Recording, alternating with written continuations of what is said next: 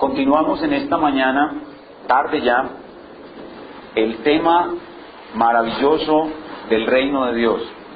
Hemos estado estudiando desde hace 2 domingos atrás el tema maravilloso del reino de Dios. Hemos dicho que la gran mayoría de las personas piensan que la Biblia es el libro acerca de la salvación de Dios. Y en parte tienen razón. La Biblia es el libro que nos muestra la salvación que Dios nos ofrece. Pero hay un tema más amplio en la Biblia que el tema de la salvación, y es el tema del reino de Dios. La Biblia es el libro de la venida del reino de Dios. Desde el principio hasta el fin, la Biblia habla de la venida del reino de Dios. Solo que nosotros no estamos acostumbrados a este tema y por tal razón no percibimos bien este más amplio contenido bíblico del tema del reino de Dios. Por eso tomamos este tema para desarrollarlo en sermones sucesivos. Y hoy vamos a continuar avanzando. Pero antes déjenme hacer un repaso rápido de lo que hemos visto, que también sirve para las personas que nos visitan por primera vez, que se pongan a tono con nuestra enseñanza. Lo que hemos visto hasta ahora del reino de Dios son conceptos fundamentales. Los primeros 2 conceptos fundamentales que hemos visto es que cuando la Biblia enseña acerca del reino de Dios, hay que hacer una distinción entre reino y reinado. El reino es el lugar donde el trono de Dios está de una manera presencial y Dios reina de una manera presencial.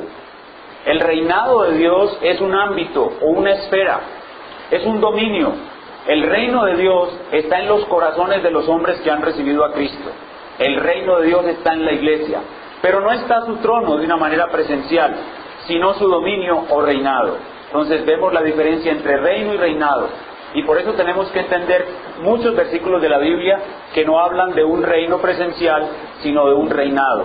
Y eso es importante cuando leemos la Biblia, entender esa diferencia. El segundo concepto que vimos acerca del reino de Dios son los interesantes enunciados que la Biblia tiene acerca del reino de Dios al relacionarlo con el tiempo. Cuando vemos en la Biblia el tema del reino de Dios, la Biblia dice que el reino de Dios es eterno, que Dios siempre ha sido rey, y tiene razón.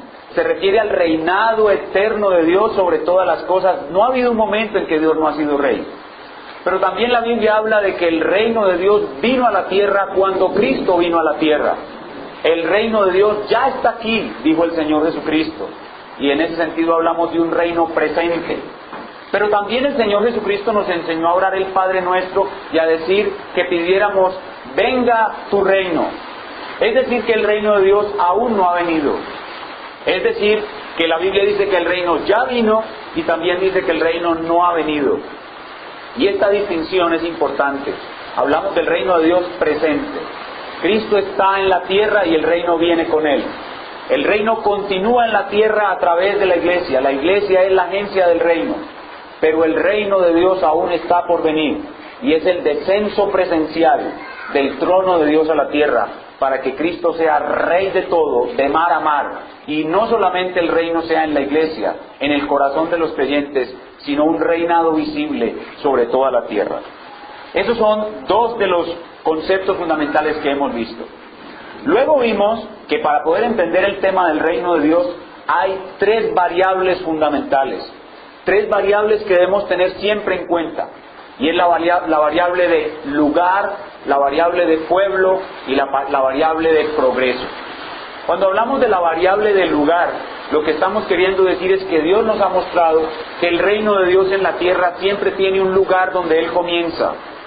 Cuando hablamos de la variable de pueblo, estamos diciendo de que Dios siempre asigna un pueblo para su reino. Todo rey tiene que tener un pueblo.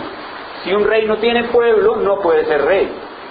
Esa es la variable de pueblo. Entonces lo que necesitamos es identificar el pueblo del reino en cada cosa que vemos en la Biblia. Y finalmente la variable de progreso.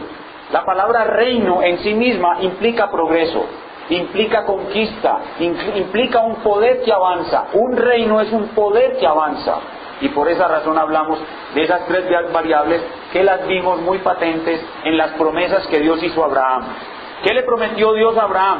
Vete de tu tierra y de tu parentela, ¿a dónde? Al lugar que yo te mostraré. Y luego le dice, y haré de ti una nación, un pueblo muy grande, y en ti serán benditas todas un progreso, un avance, las naciones de la tierra.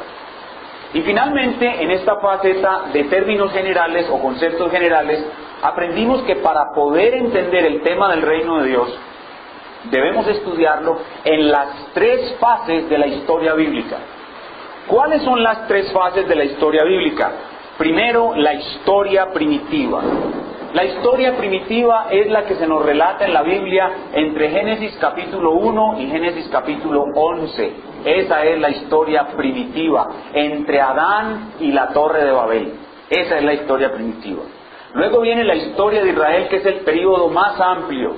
Génesis 12 con Abraham y termina en Malaquías 4 con el silencio de Dios en el período entre el primero y el segundo testamento. Esa es la historia de Israel, la más amplia.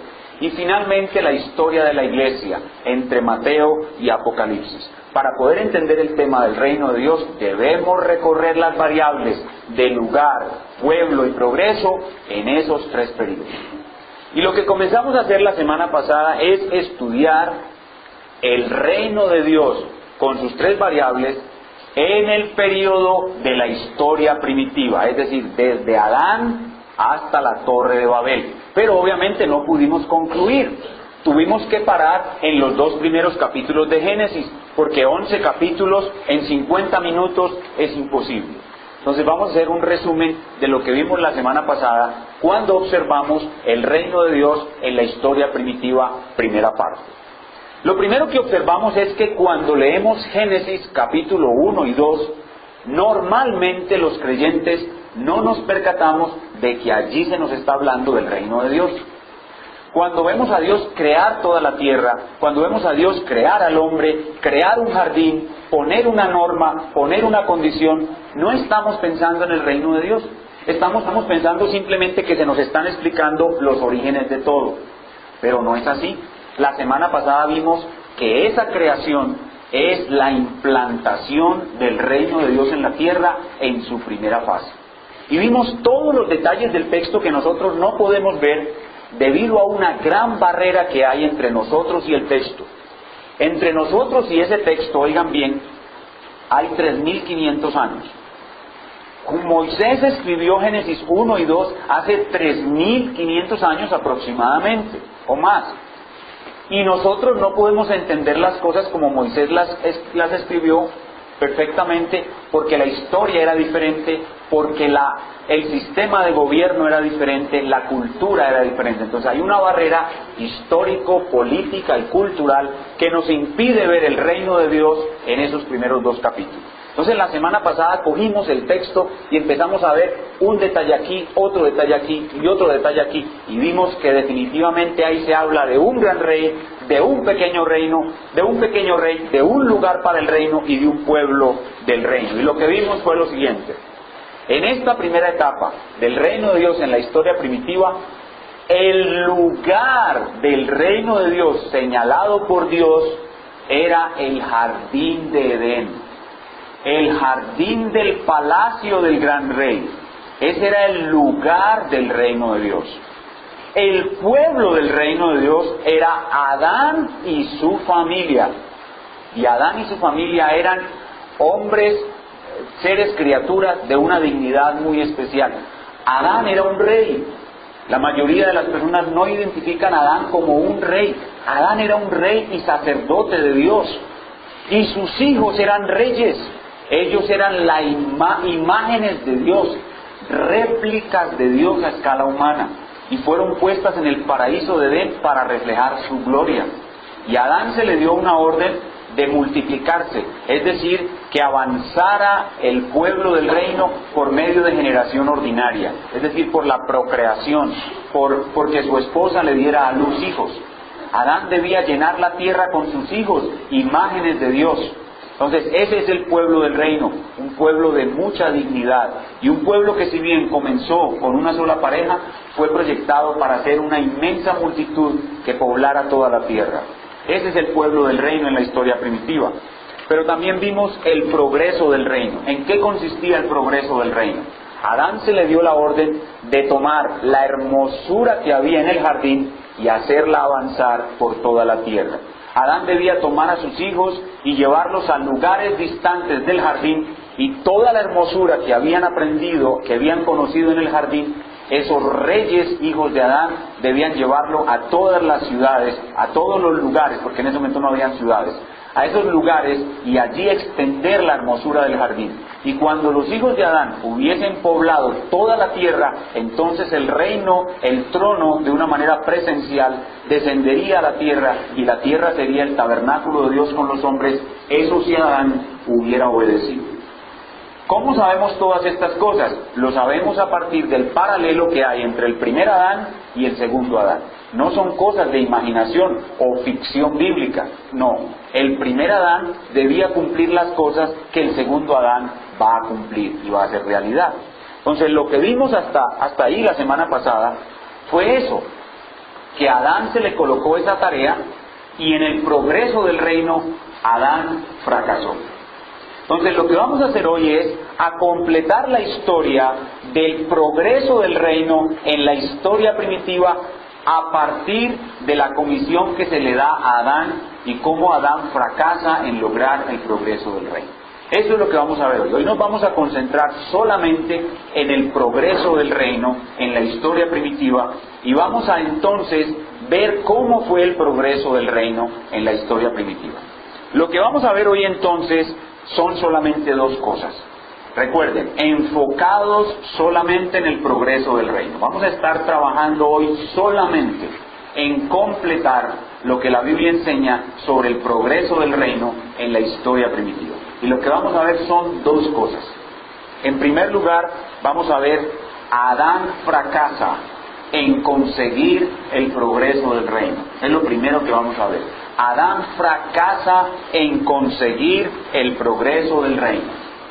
Y lo segundo que vamos a ver es Noé recibe el encargo del progreso del reino. Noé recibe el encargo del progreso del reino. Y ahí vamos a terminar lo que es el progreso del reino en la historia primitiva. Veamos pues en primer lugar nuestro primer punto. Adán falla en conseguir el progreso del reino. Y en este primer punto vamos a ver tres cosas. En primer lugar vamos a ver la traición de Adán. La traición de Adán. Lo primero que vamos a ver en este primer punto es la traición de Adán. Segundo, vamos a ver la corrupción y juicio que vienen por la traición de Adán. La corrupción y juicio que vienen por la traición de Adán. Ustedes estarán pensando, pero hermano, nosotros ya sabemos eso. Eso es lo que dice Génesis 4, 5, 6. Y yo les digo, sí, ustedes ya lo saben, pero ustedes nunca lo habían asociado con el progreso del reino. Y eso es lo que tiene nuevo este mensaje para ustedes. No es que les estoy repitiendo la historia que ustedes ya saben de Caín y Abel, de la Torre de Babel, no. Sino que ustedes nunca habían asociado esto como el progreso del reino. No lo habían visto así. Entonces, no es cosa repetición, sino algo nuevo para ustedes. En primer lugar, entonces, la traición de Adán. Segundo, la corrupción y el juicio por la traición de Adán.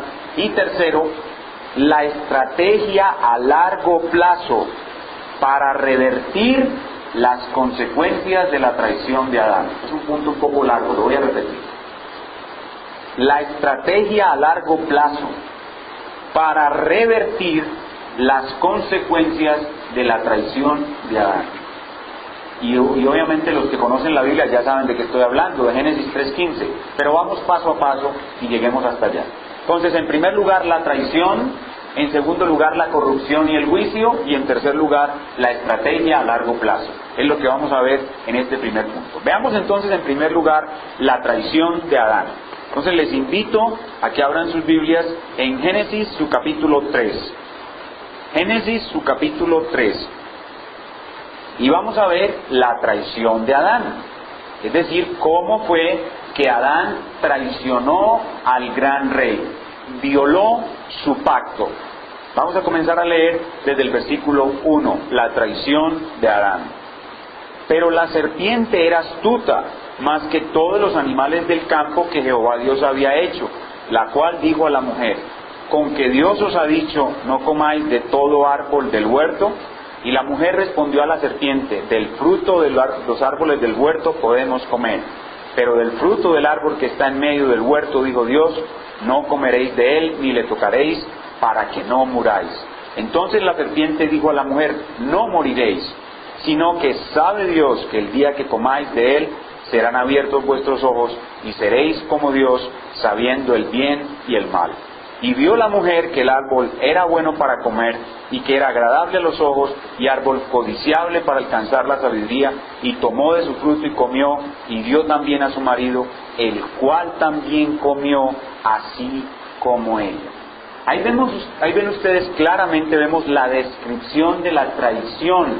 Esta es la traición cósmica que Adán hace al gran rey. Nuestro propósito hoy no es describir todos los detalles relacionados con esta traición, es decir, cómo Satanás, un querubín, un ser celestial, seduce a la raza humana para que traicione al gran rey. Ese no es nuestro propósito. El propósito es simplemente observar que al principio del reino de Dios, a Adán se le encomendó hacer el progreso del reino bajo una condición de obediencia y él fracasó. Él pecó. Pero la pregunta es, ¿estaba este pecado fuera del plan de Dios? ¿O Dios tuvo que generar un plan B debido a que el pequeño rey Adán lo traicionó? Y ahorita leíamos en nuestra confesión de fe que absolutamente no. El progreso del reino, escuchen bien esto, hermanos, el progreso del reino ha tenido fracasos, pero oigan bien, son fracasos diseñados, son fracasos permitidos. El progreso del reino ha tenido fracasos, pero esos no son fracasos de Dios, son fracasos de la criatura, los cuales no hacen de ninguna manera que el reino se detenga. El reino no se puede detener. Nada puede detener el avance del reino, ni Satanás, ni las fallas de la criatura, ni siquiera las fallas de los hijos del reino pueden detener el avance del reino. Entonces lo que quiero que veamos aquí es que como ellos, cayendo, tentados por Adán, realmente fracasaron en hacer progresar al reino y fueron expulsados del jardín del Edén y condenados a vivir en un lugar maldito. Pero eso no fue un fracaso para el reino. Eso estaba planeado por Dios. Y aunque Dios no es responsable del pecado, todo está bajo su control. Y el reino no puede ser estorbado. El reino no puede ser detenido, ni por ángel alguno, ni por hombre impío, ni incluso por los fracasos de los hijos de Dios.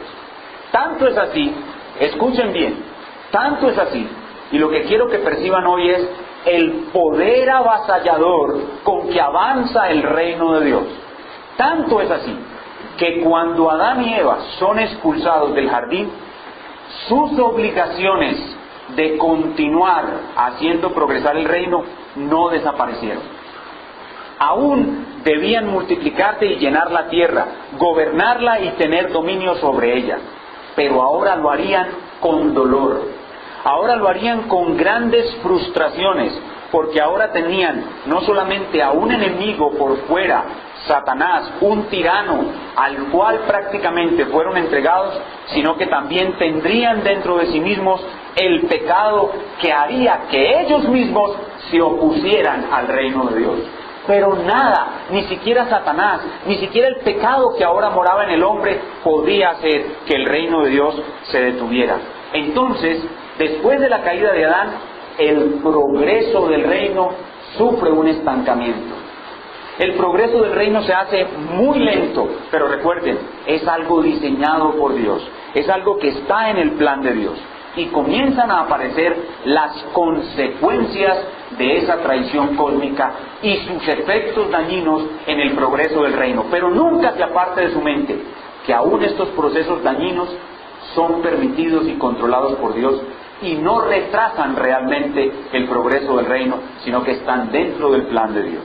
Y eso nos lleva al segundo punto de esta primera parte, y es que con la caída de Adán necesariamente entra la corrupción a su descendencia. Recuerden lo que leímos en la lectura del culto. Hermanos, Los cultos de adoración son perfectamente diseñados en unidad para que vosotros, tanto con las oraciones que se hacen, como con los cantos y las lecturas, vayáis preparando vuestros corazones para el tema central que se presenta en la predicación. Recuerden lo que leíamos en el culto.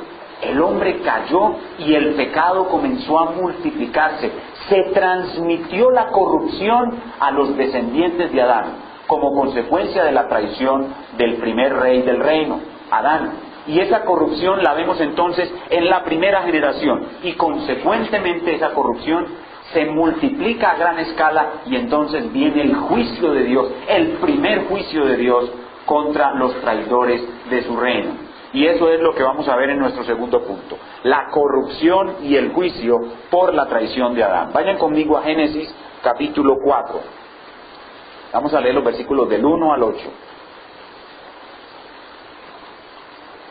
Quiero que estén viendo siempre a un Dios soberano que está sobre todo esto y que de ninguna manera permite que su reino retrase su progreso, sino que su reino avanza avasallador conforme a él lo ha establecido. Génesis capítulo 4. Conoció a Adán a su mujer Eva, la cual concibió y dio a luz a Caín, y dijo: por voluntad de Jehová he adquirido varón. Después dio a luz a su hermano Abel, y Abel fue pastor de ovejas, y Caín fue labrador de la tierra. Y aconteció andando el tiempo que Caín trajo del fruto de la tierra una ofrenda a Jehová, y Abel trajo también de los primogénitos de sus ovejas lo más gordo de ellas. Y miró Jehová con agrado a Abel y a su ofrenda, pero no miró con agrado a Caín y a la ofrenda suya. Y se ensañó Caín en gran manera, y decayó su semblante. Entonces Jehová dijo a Caín: ¿por qué te has ensañado? ¿Y por qué ha decaído tu semblante? Si bien hicieres, no serás enaltecido, y si mal hicieres, y si no hicieres bien, el pecado está a la puerta. Con todo esto a ti será su deseo, y tú te enseñorearás de él. Y dijo Caín a su hermano Abel: salgamos al campo. Y aconteció que estando ellos en el campo, Caín se levantó contra su hermano Abel y lo mató. ¿Qué es lo que vemos aquí en este primer punto? La corrupción que trae la traición de Adán a él y a toda su descendencia. Su hijo primogénito es un asesino. Pero esta corrupción no se detiene allí. La corrupción continúa avanzando y avanzando en todos los descendientes posteriores de Adán. Veamos en Génesis capítulo 6, versículos del 5 al 7. Entonces ahora el pueblo del reino se ha corrompido. El pueblo del reino avanza dentro de ellos una terrible corrupción. Génesis 6, 5 al 7.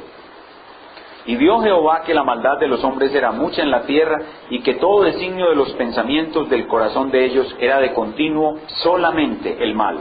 Y se arrepintió Jehová de haber hecho a hombre en la tierra, y le dolió en su corazón. Y dijo Jehová: raeré de sobre la faz de la tierra a los hombres que he creado, desde el hombre hasta la bestia, y hasta el reptil y las aves del cielo, porque me arrepiento de haberlos hecho. Entonces, como consecuencia de esa traición, la corrupción avanza, y por el avance de esa corrupción viene el primer juicio de Dios, porque ahora los hombres vivían en contra del reino. Ahora en sus corazones había maldad, y esa maldad, en vez de llevarlos a buscar el progreso del reino, los llevaba a oponerse al progreso del reino. Y la descendencia de Caín entonces se exaltó a sí misma por encima de Dios y quiso hacerse en ellos mismos dioses. Al mismo tiempo que la descendencia de Caín avanzaba en corrupción, Dios mantenía una porción de los hijos de Adán en sujeción y obediencia al reino. Y obviamente esos son los hijos de Set. Los hijos de Set no tenían una obediencia perfecta, pero ellos eran las imágenes de Dios renovadas que debían de luchar por el avance del reino. Entonces viene esta corrupción, viene entonces el juicio universal de Dios, que es el diluvio, y el gran rey destruye a estos primeros seres que creó porque se corrompieron. Pero ahora viene, en esta etapa es importante que veamos que el reino no puede ser detenido. Y justamente cuando Adán cae, cuando Adán traiciona al gran rey, Dios da una estrategia a largo plazo para que el reino continúe. Y esa estrategia la vemos en Génesis capítulo 3, versículo 15. Lo que vemos entonces ahora es que Dios, a pesar de la traición de Adán, a pesar de la corrupción y el juicio que tuvo que traer a través del diluvio sobre esa generación corrupta, Dios no permitirá jamás que su reino deje de ser implantado. Y por tal razón diseña una estrategia a largo plazo para revertir las consecuencias de la traición de Adán. Y esa estrategia no es otra cosa que la primera promesa que está en la Biblia. Génesis 3:15. Y pondré enemistad entre ti, es decir, entre Satanás, la serpiente, y la mujer, Eva. Entre tu simiente, es decir, una parte de la humanidad que seguirá a Satanás, y la simiente suya, es decir, un hijo de Eva, que será el Redentor. Esta te herirá en la cabeza, el Redentor herirá a la serpiente en la cabeza, y tú, la serpiente, le herirás en el talón. Ahí hay una lucha entre un hijo de Eva y la serpiente. Y ese hijo de Eva va a pisar la cabeza de la serpiente y va a revertir todos los efectos que trajo la traición cósmica, la caída de Adán. Es decir, este hijo de Eva va a tomar una parte de su descendencia, una parte de la descendencia de Eva, y los va a redimir totalmente de las consecuencias de la caída de Adán. Va a renovar la imagen de Dios en ellos y va a hacer progresar el reino hasta el final, hasta el punto donde Jehová lo quería hacer, pero lo hará a largo plazo. Esta estrategia es a largo plazo. Este primer punto entonces nos muestra, hermanos, cómo Adán fracasó en lograr el progreso del reino, pero Dios no permitió que el reino se estancara, sino que diseña una estrategia a largo plazo y juzga a los hombres corruptos. Pero ahora nos corresponde ver, para aumentar ese sentido que debemos tener de la seguridad del avance del reino, debemos ver ahora cómo, si un hombre fracasa, escuchen bien esto, si un hombre fracasa, si un hijo del reino fracasa en hacer avanzar el reino en lo que se le ha encomendado, Dios lo reemplaza por otro. Si uno de los hijos de Dios fracasa en hacer progresar el reino, Dios lo va a reemplazar por otro. Y eso es lo que vemos ahora, cómo Noé reemplaza a Adán en su función de hacer progresar el reino. Y eso tiene aplicaciones muy importantes para nuestras vidas, porque nosotros también tenemos la responsabilidad de hacer progresar el reino. Y si nosotros no lo hacemos, nuestra parte del reino le va a ser entregado a otro. Y aquí tenemos una aplicación muy importante para nuestras vidas. Por tanto, prestemos mucha atención a este relevo que Dios hace de Adán a Noé.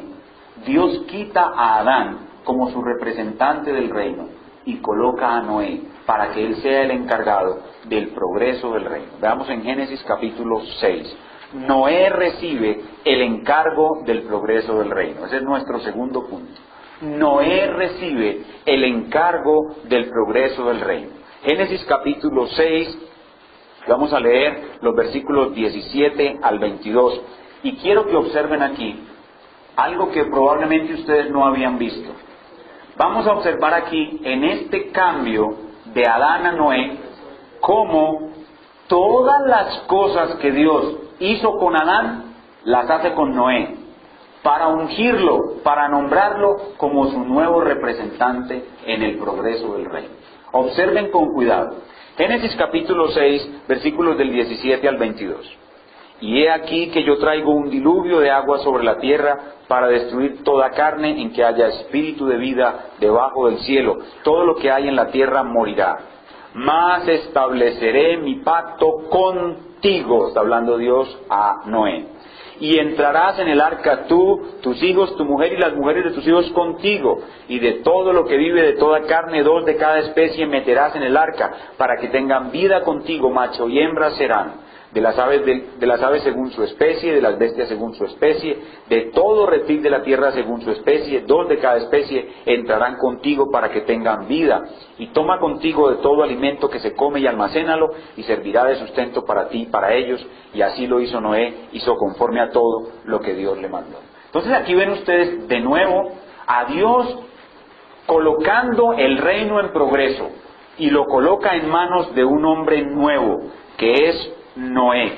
Noé es el nuevo representante del reino, el nuevo encargado del progreso del reino. Ahora lo que quiero que vean es cómo Noé viene a reemplazar exactamente a Adán en las mismas cosas. Lo primero es notar en el versículo 18. Versículo 18 dice, mas estableceré mi pacto contigo.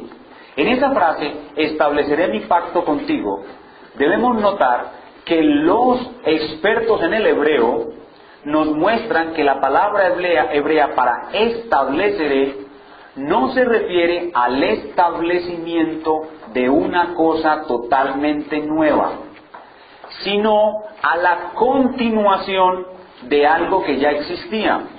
Ese detalle nosotros no lo vemos en nuestra lengua española porque no sabemos el hebreo, pero los expertos en hebreo nos lo hacen notar. Eso es más o menos como cuando alguien quiere remodelar una casa, pero no la derriba por completo, sino que pone sobre lo que existe cosas nuevas. De tal suerte que cuando vemos la casa recién construida decimos, es totalmente nueva, pero el que la ve no se da cuenta que las bases eran las de la misma casa que había antes. Así sucede al cambio entre Adán y Noé. Entonces la palabra estableceré nos muestra que hay una transición, no de algo totalmente nuevo, sino de la continuación de lo que ya existía.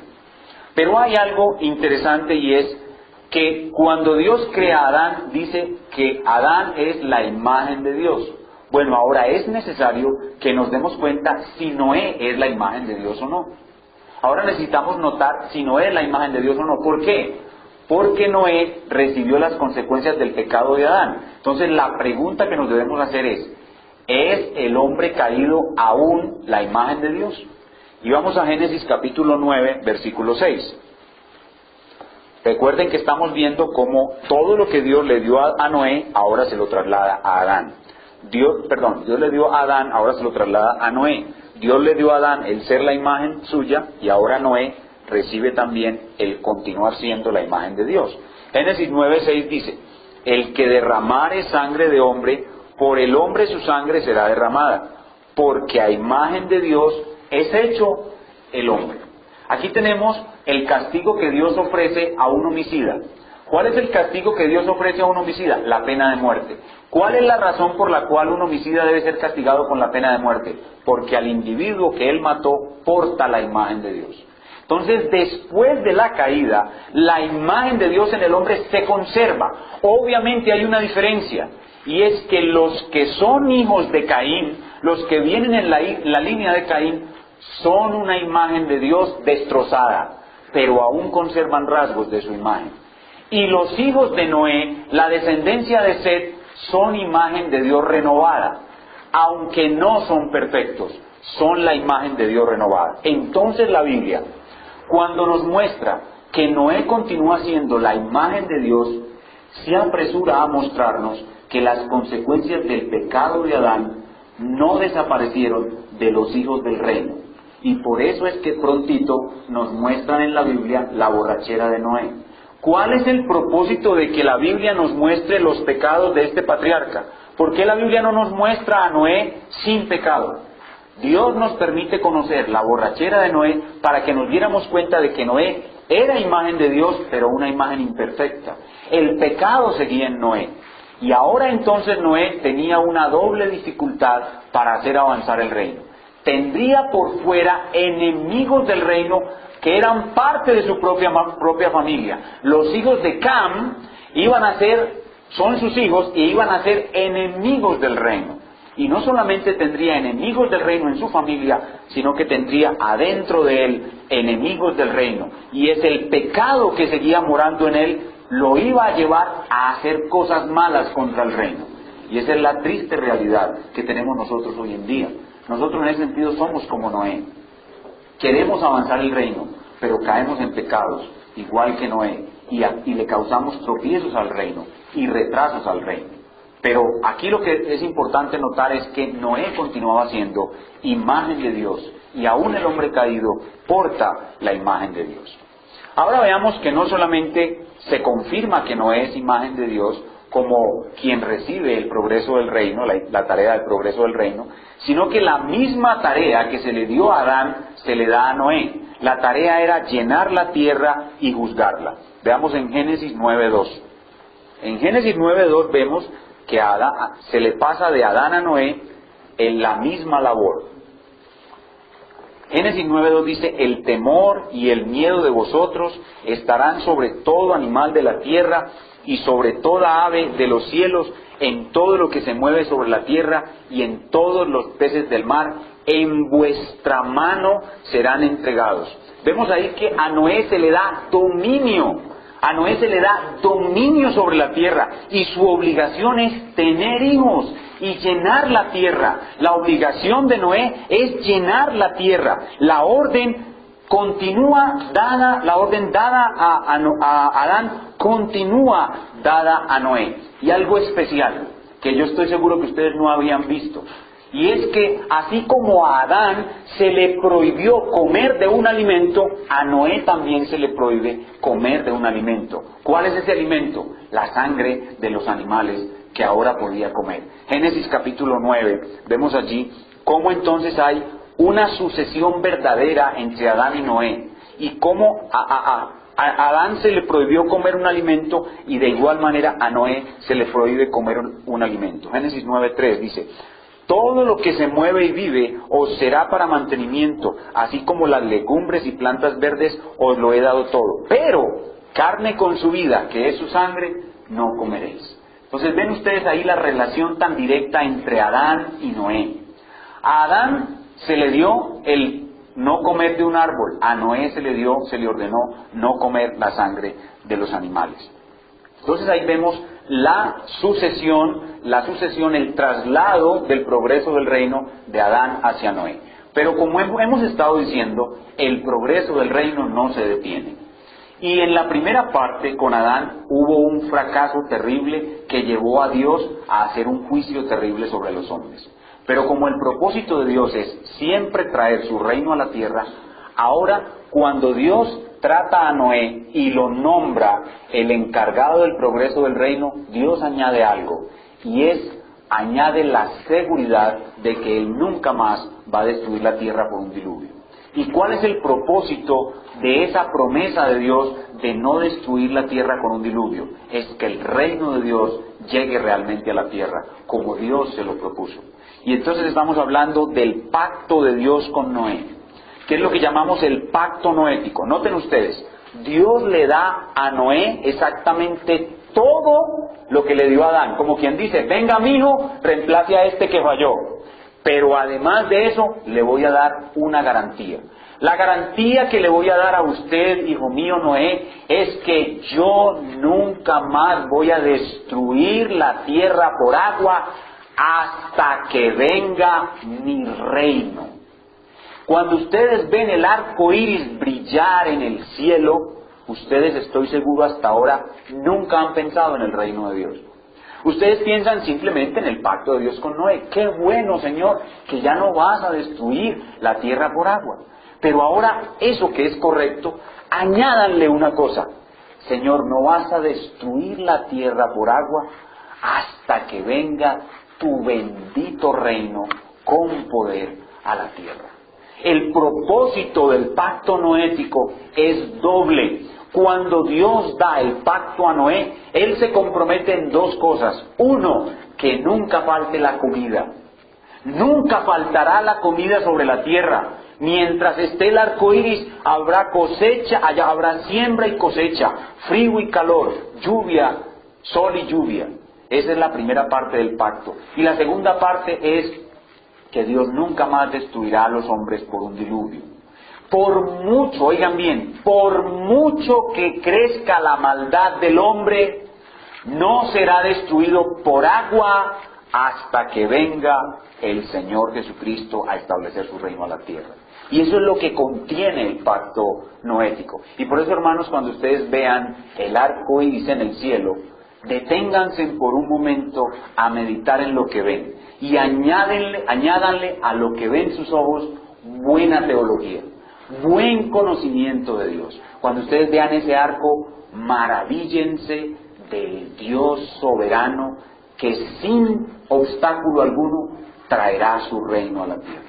Lo traerá porque esa es su voluntad. Y cuando vean ese glorioso pacto, deténganse por un momento y adoren al ver al arco iris. Y digan, Señor, gracias porque tú eres rey. Y tú traerás tu reino a la tierra por encima de toda oposición. Nada podrá impedir que tu reino sea en este mundo. Y cuando piensen en eso, siéntanse reyes. Reyes sobre la tierra. Ustedes verán cuando lo que el arco promete se cumpla y recibirán las promesas que la promesa del arco contiene, que el pacto del arco contiene, y es que el reino de Dios vendrá a la tierra sin oposición alguna que pueda impedirlo. Y eso es lo que contiene el pacto noético. Y en eso ustedes deben mejorar, en eso ustedes deben aumentar su percepción de la grandeza del reino de Dios. Por eso es que debemos recorrer la Biblia de nuevo para que la podamos aprender a la luz del reino de Dios. Entonces vemos que a Noé se le entrega el oficio o la labor de progresar el reino. Y la pregunta es, ahora, ¿progresó el reino con Noé o fracasó Noé? La verdad es que Noé no le fue muy bien. A Adán le fue pésimo, pero a Noé tampoco le fue muy bien. Noé comenzó el progreso del reino, pero al poco tiempo la imagen moral de Dios que él portaba fue degradada al verlo sus hijos embriagados. Y como consecuencia de ese pecado, él maldijo a su hijo menor. Y la descendencia de su hijo menor se convirtió en una raza maldita que prosperó y prosperó y se convirtieron en terribles enemigos del reino. Los hijos de Can, la propia familia de Noé, se convirtieron en enemigos terribles del reino y construyeron una torre enorme. La orden que le fue dada a Noé fue esta: espárzanse sobre toda la tierra, tengan hijos, espárzanse sobre toda la tierra, colonícenla, como se le dijo a Adán. Pero los hijos de Cam, los descendientes de Noé, no querían hacer eso, hicieron todo lo contrario. En vez de esparcirse, formaron una metrópoli y construyeron una torre tan alta que cualquier persona desde cualquier lugar del valle pudiera ver la punta de la torre, con el propósito de hacer todo lo contrario de lo que el rey había mandado. Se convirtieron en enemigos del reino en la propia familia del rey. Había enemigos del rey encargado que es Noé. Y entonces se propusieron no esparcirse. No querían esparcirse, querían estar alrededor de la torre todos. Dios en ese tiempo trataba solo con esa familia, la familia de Noé. Todos querían hacer todo lo contrario de lo que el gran rey había dicho. Pero el gran rey es el gran rey y nadie puede resistirse a su poder. Así que él dice, ustedes colonizan la tierra, se esparcen sobre la tierra o los esparzo. Y así fue. No quisieron esparcirse. Por lo tanto, él desciende, ve su famosa torre, ve su orgullo y su soberbia, y allí en Babel confunde sus lenguas, de tal suerte que ninguno podía comprender el lenguaje del otro.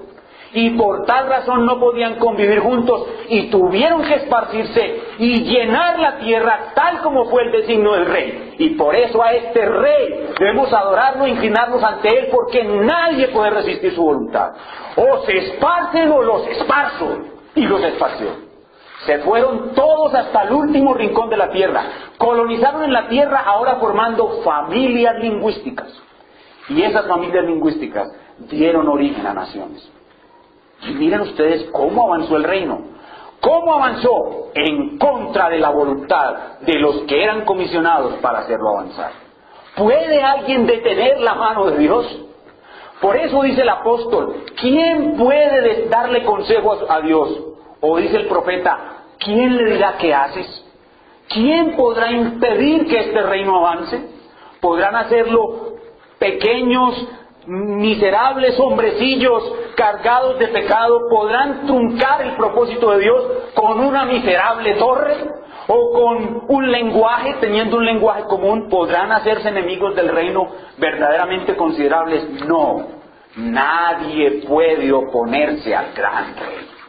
Él hace su voluntad y por mucho que se opongan, Él cumplirá lo que se ha propuesto. Su reino vendrá. Y de esa manera, con la esparción de la Torre de Babel, termina este primer periodo de la historia primitiva de la historia del reino en la historia primitiva. Entonces ahora ya podemos hacer un consolidado, ya hemos visto toda la historia, todo el periodo, y ya ahora sí podemos hacer un consolidado y examinar las tres variables. ¿Cuáles son las tres variables? Las tres variables son lugar, pueblo y avance y progreso. Y entonces cuando miramos el lugar, decimos que en la historia primitiva el reino de Dios tuvo un lugar, que es el jardín del Edén. Pero cuando Adán fracasó, el lugar se perdió. Después con Noé ya no había un lugar. Y presten atención a eso, porque el lugar va a ir cambiando.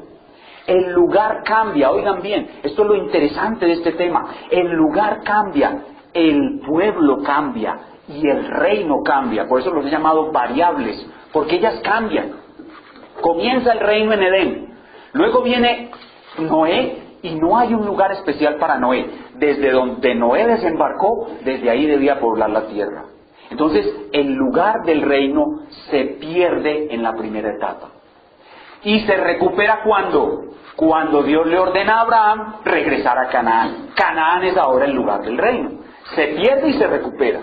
Pero ¿qué pasa con el pueblo? El pueblo del reino comienza siendo Adán y su familia. Y luego en Noé, el pueblo del reino es Noé y su familia. Pero hay una mezcla en la familia de Noé entre hijos del reino y enemigos del reino. Y eso es lo que hay hoy en día también. Todo el tiempo nosotros somos los hijos del reino y estamos tratando todo el tiempo con enemigos del reino.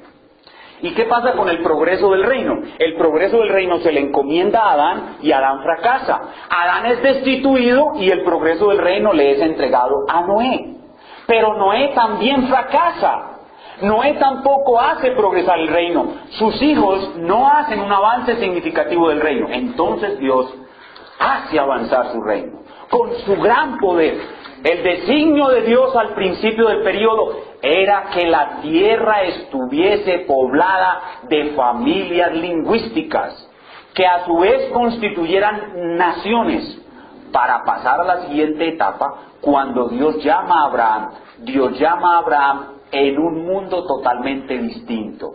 El mundo antes de Génesis 11 es un mundo de una sola familia. El mundo después de Génesis 12 es un mundo de familias. Por eso dice Génesis 12:2, en ti serán benditas todas las familias de la tierra. Y esas familias a su vez van a ser naciones. Y por eso el que va a recibir el reino, que es Israel, va a ser hecho cabeza de naciones. Adán iba a ser hecho cabeza de toda la humanidad si no fracasaba. Israel iba a ser hecho cabeza de naciones si no fracasaba. Entonces hay un cambio geopolítico. La geopolítica del mundo cambia. El mundo antiguo era un mundo tribal de una sola familia, de una sola tribu, de un solo clan. Pero el mundo después con Abraham es un mundo de naciones. Y ahí viene Dios y establece el progreso. Lo que hay que decir con respecto a ese progreso es que es un progreso muy difícil y con muchos obstáculos. Pero como hemos podido ver, nada puede detener la mano poderosa de nuestro Dios. Él ha establecido que su reino vendrá, su reino ha venido como Él estableció y su reino continuará viniendo a pesar de toda oposición. A pesar de la oposición de sus enemigos espirituales, el diablo y sus secuaces. A pesar de la oposición de los hijos de Cam. A pesar de la misma oposición de los hijos del rey. Hermano, a pesar de tus fallas, el reino de Dios va a avanzar. A pesar de tus fallas. Ahora, lo mejor que puedes hacer es no fallar. Debemos tratar de no fallar. Y ahí entonces debemos, para terminar, pasar al territorio de las aplicaciones. Lo que hemos visto hoy sería nomás un relato de historia sagrada. Lo que hemos visto hoy sería nomás un nuevo entendimiento de una parte de la Biblia. También podríamos decir que lo que hemos visto hoy es como una especie de identificación de raíces históricas. Ustedes han visto, por ejemplo, cuando un abuelo coge a su nietecito pequeño y lo sienta en su muslo, en su seno, en su regazo, y comienza a contarle la historia de su familia. Y ese niñito, de mano del abuelo, de boca del abuelo, conoce su historia. Y al escuchar su historia y saber que él es un miembro de esa familia, ese niñito comienza a desarrollar identidad y comienza a sentirse orgulloso de lo que es y comienza a adquirir un gran compromiso con esa familia. Y así, cuando uno tiene un contacto con las raíces familiares, con lo que dio origen a su familia, uno se identifica con ese reino. Esta historia que estamos viendo y lo que continuaremos viendo es como el abuelo sentando a su nieto en su muslo para contarle lo que es su familia y cómo se ha desarrollado su familia, para que después ese nietecito sea un adalid, un líder que luche con compromiso por esa familia. Y eso sucede en la vida real, hermanos.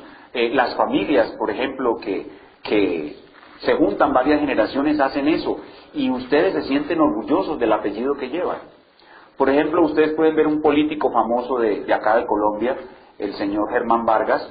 Ustedes ven a Germán Vargas hablando de su abuelo y a él se le llena la boca diciendo que él es el nieto de Carlos Lleras. Es que es el nieto de Carlos Lleras. Y podemos decir que en parte Germán Vargas es lo que es por ser el nieto de Carlos Lleras, ¿verdad? Bueno, así somos nosotros, los hijos del reino.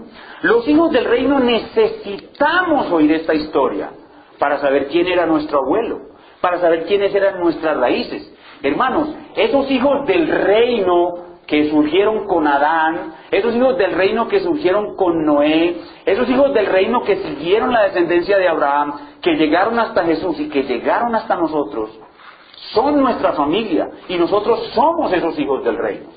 Solo que ahora nuestra familia es diferente y por eso hablo de cambios, de modificaciones, porque antes había un linaje físico y espiritual. Se necesitaba ser descendiente de Abraham y creyente como Abraham para ser hijo del reino. Ahora no, ahora solamente se necesita tener la fe de Abraham, aunque uno no haya nacido judío.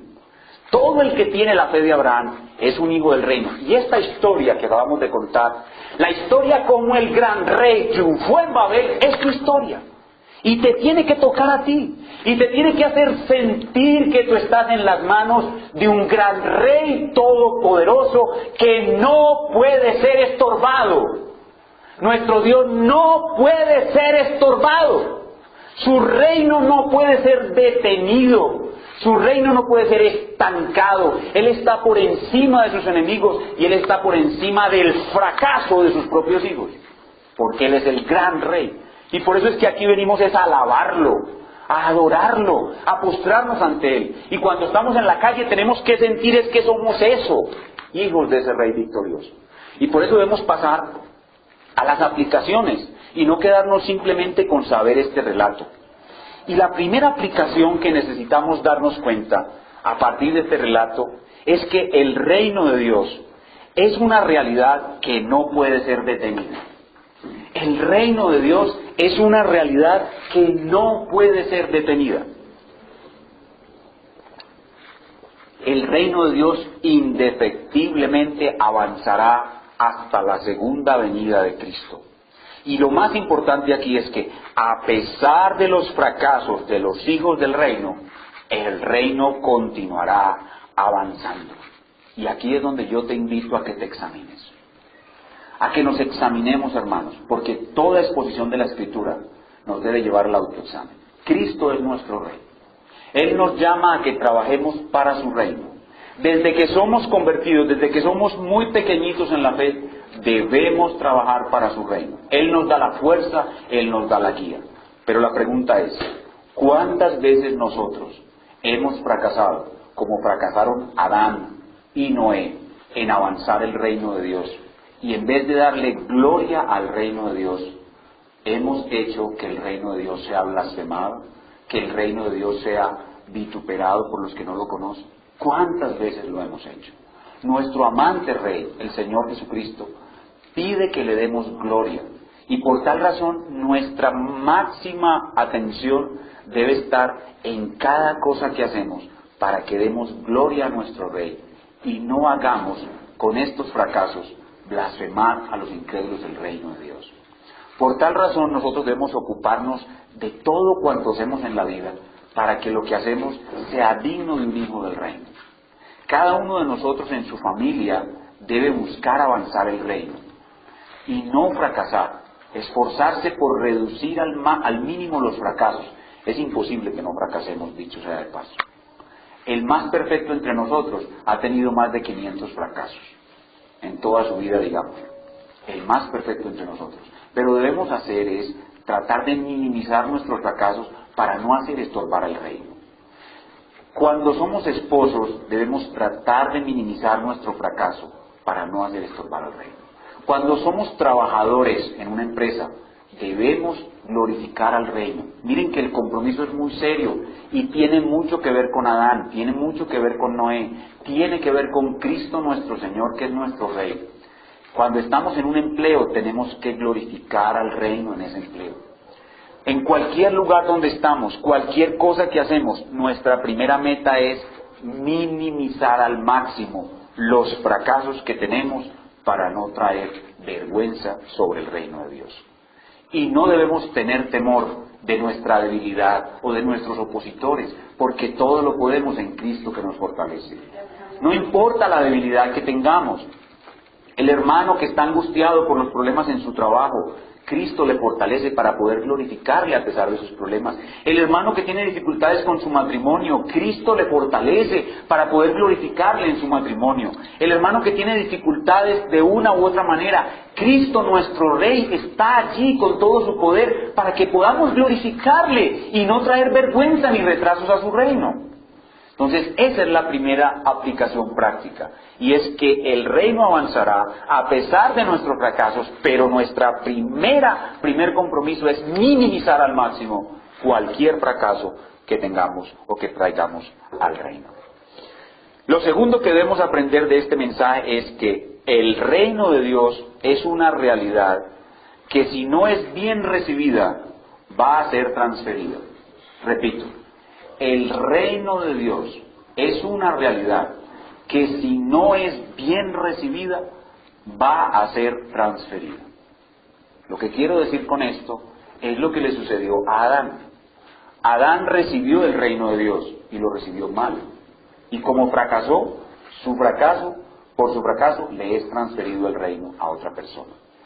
A una escala mínima, a una escala mucho más pequeña, cada uno de nosotros ha recibido una responsabilidad dentro del reino de Dios. Cada uno. Si ustedes no reciben bien esa responsabilidad y no la afrontan con todas sus fuerzas tratando de glorificar al reino, después de un tiempo van a perder lo que recibieron. Lo van a perder. Otro hijo del reino lo va a tomar en vuestro lugar y se va a usufructuar de él y va a recibir lo que tú no quisiste recibir. Y esa realidad la vemos enseñada por nuestro propio Señor Jesucristo. Quiero que vayan conmigo para terminar a Marcos capítulo 4. Marcos capítulo 4. El reino de Dios es una realidad que si no es bien recibida, va a ser transferida. El reino de Dios es una realidad que si no es bien recibida, va a ser transferida. Marcos capítulo 4. Versículos 24 y 25, está hablando nuestro Rey. Les digo también, mirad lo que oís, porque con la medida con que medís, os será medido, y aún se os añadirá a vosotros los que oís, pero al que tiene se le dará, y al que no tiene, aún lo que tiene se le quitará.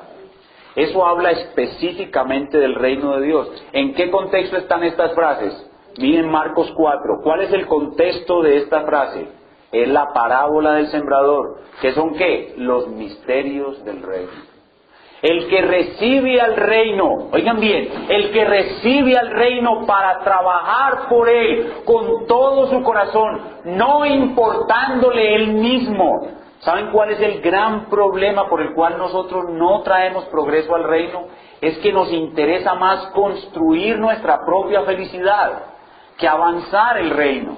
Todo el tiempo estamos tratando de construir nuestra propia felicidad en vez de avanzar el reino. Estamos ligados al bienestar temporal, estamos ligados al bienestar de este mundo, estamos ligados a nuestra propia felicidad. Y eso significa no recibir bien el reino. Cuando tú recibes el reino creyendo que el reino te va a traer la felicidad de este mundo, lo que tienes se te quitará. Pero si tú recibes el reino para despojarte de todo en este mundo, el que intenta salvar su vida la pierde. El que la pierde por causa del reino la gana. Pero si tú recibes el reino para entregarte a Él con todo el corazón, si tú recibes el reino para no importarte nada sino el avance del reino, lo que recibes, a lo que recibes, se te añade. Quiero que noten esa realidad en el reino. Es muy importante, hermanos. Es muy importante. Y aquí podemos ver por qué hay creyentes que no progresan. ¿Por qué hay hermanos que continúan siendo niños después de 30 años de creyentes? Porque creen que entraron al reino de los cielos para ser felices y que con Dios todos los días están construyendo su felicidad en este mundo, cuando lo que hay que hacer es renunciar a la felicidad de este mundo para construir el reino, para trabajar por el reino. Ese mensaje tan sencillo, que está tan claro en la Biblia, es difícilmente asimilado por nosotros, porque nuestra alma está apegada a este mundo, porque nos amamos demasiado a nosotros mismos. Por eso el Señor advierte: mirad lo que oís, porque con la medida con que oyes, te será dado. Si tú oyes bien y actúas bien, tendrás más del reino.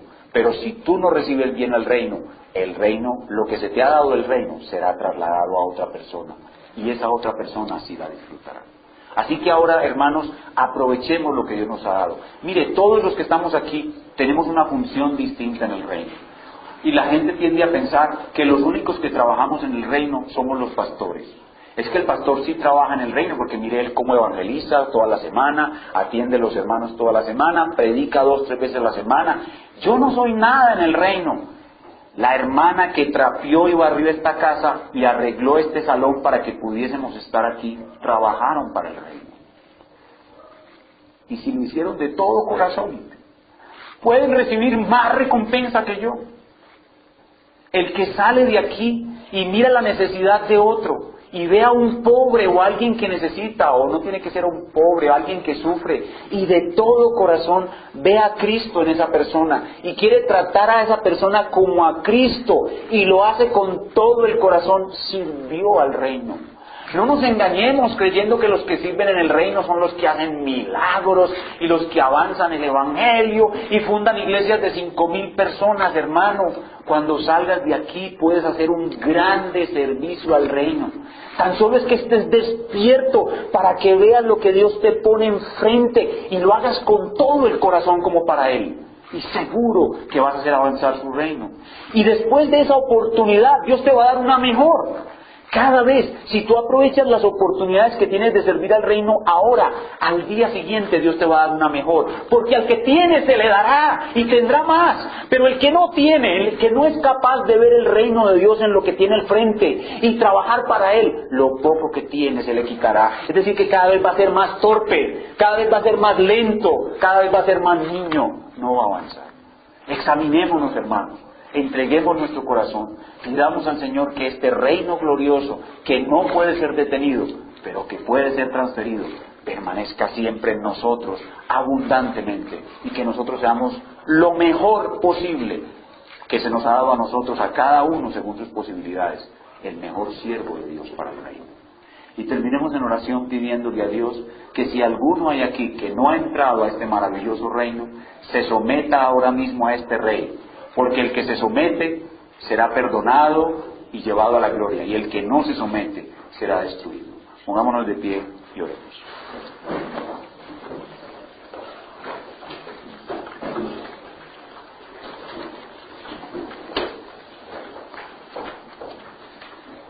Cerrando nuestros ojos e inclinando nuestro corazón, digámosle al Señor: gracias porque hoy hemos visto tu gloria, oh Rey eterno.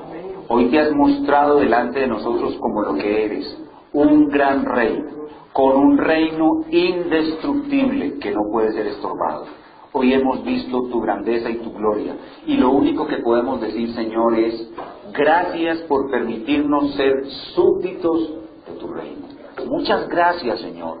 De verdad te damos gracias de todo corazón por permitirnos ser súbditos de tu reino.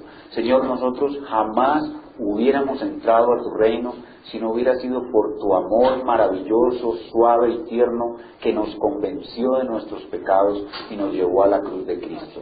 Si tú nos hubieras dejado tal como estábamos, nosotros hubiéramos sido para siempre enemigos de tu reino y hubiéramos terminado aplastados y destruidos en el infierno como tal cual como lo merecíamos.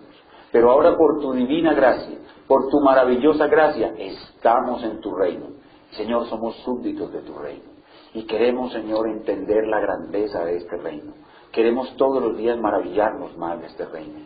Te pido de una manera muy especial, a ti, oh Espíritu Santo del Trino Dios, tercera persona de la Trinidad, te pido una iluminación muy especial para tu pueblo cuando contemple el arco iris. Un cristiano que no sienta ninguna clase de conmoción interior cuando ve el arco iris es un cristiano dormido, es un cristiano que ha perdido el brillo, que ha perdido el gozo. La sola visualización del arco iris bajo la iluminación del Espíritu Santo debe causarnos conmoción, debe causarnos impresión, debe hacernos sentir que ese gran Rey es nuestro Padre y que esos grandes hombres son nuestros hermanos en el reino, los pioneros del reino, Adán, Noé, que a pesar de sus fracasos están en el reino y estarán con nosotros en la gran cena de las bodas del Cordero cuando el reino venga. Señor, también te pido que cada uno de nosotros, los que estamos aquí, podamos ver tu reino en cada cosa que pones delante de nuestros ojos. Señor, cada momento en familia, los esposos deben ver tu reino en sus casas. Las esposas deben ver a su marido como el rey de su casa. Él es un rey para ellas y ellas son sus reinas para ellos. Que ellos vean realmente el reino de Dios en sus casas. Señor, que en los trabajos los hermanos podamos ver lo importante que es lo que hacemos aquí para la gloria de tu reino. Los estudiantes en sus universidades. Señor, en las calles cuando tratamos con personas inconversas, donde quiera que vamos, llevemos el reino de Dios en nuestro corazón y podamos avanzarlo, Señor, porque hoy hemos aprendido el peligro tremendo, y es que si nosotros no recibimos bien el reino, lo que se nos ha dado del reino será trasladado a otros, y ninguno de nosotros quiere perderlo. Gracias, Señor, por todas las veces que nos has soportado, gracias por todas las transgresiones que nos has perdonado, porque muchos de nosotros aquí hemos avergonzado tu reino, muchos de nosotros lo hemos avergonzado, muchas veces, y aún estamos aquí. Aún estamos aquí bendecidos y aún estamos aquí sintiendo tu presencia y sintiendo tu amor. No nos has desechado a pesar de que te hemos defraudado muchas veces. Oh, cuán grande eres, oh Rey, cuán grande es tu gracia, que no nos elimina ni nos desechas a pesar de nuestros fracasos. Pero no quites esos privilegios que nos has dado. No nos dejes fallar, Señor. Cada comisión que nos das, que la cumplamos para que nos des más y más oportunidades para avanzar tu reino. Gracias, Señor. Ahora solo queremos decirte que te amamos. Ahora solo queremos adorarte. Queremos terminar este tiempo extasiados en tu presencia, diciéndote, te amo, Rey. Y quiero invitar a los hermanos a abrir el himnario, en el himno número 98, y a decirle a nuestro gran Dios, te amo, Rey. Himno número 98.